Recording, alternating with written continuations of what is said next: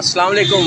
अज़ीम नामा से अज़ीम रहमान सदीकी अर्ज़ कर रहा हूँ। अभी मैं मोटरसाइकिल पे आ रहा था, ये रशीद अहमद साहब ने मुझसे लिफ़्ट ली और अब ये मेरे शूज़ भी देखें पॉलिश कर रहे हैं।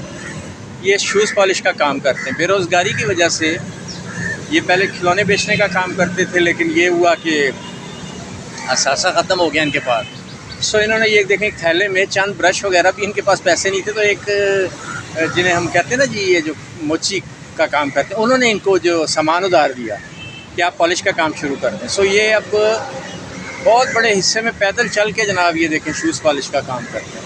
और बागड़ियाँ लाहौर में इनका घर है।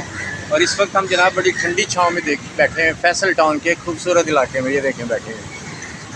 मेरा घर भी है, चन्नू है। हाँ जी, ये तो किसी के पास रहने को जगह मिली।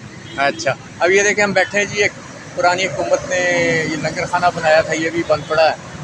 और देखें दरख्तों की छाँव के नीचे ये बूट पॉलिश कर रहे हैं। और देखें जनाब कितने इनको पता चल रहा है चेहरे से कि कितने मसाइल हैं, किराया देना और सब कुछ करना। और रशीद साहब कहते हैं ये बूट पॉलिश का, फिर भी अल्लाह का शुक्र अदा करते हैं बहुत ज़्यादा। तो हमारे हुक्मरानों को ये सोचना चाहिए जनाब कि ऐसे लोगों के लिए कुछ करें, मुल्क के हालात को बेहतर करें ताकि कारोबार चलें। इन लोगों को छोटे छोटे कर्ज़े दें ताकि ये लोग जो है ना जी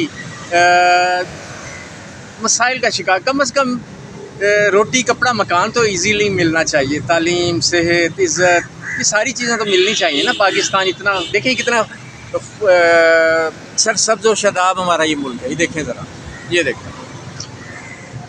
तो जनाब जितने हमारे सियासी लीडर हैं देखें इन लोगों को और कुछ करें इनके लिए। अज़ीम नामा से अज़ीम रहमान सदीकी।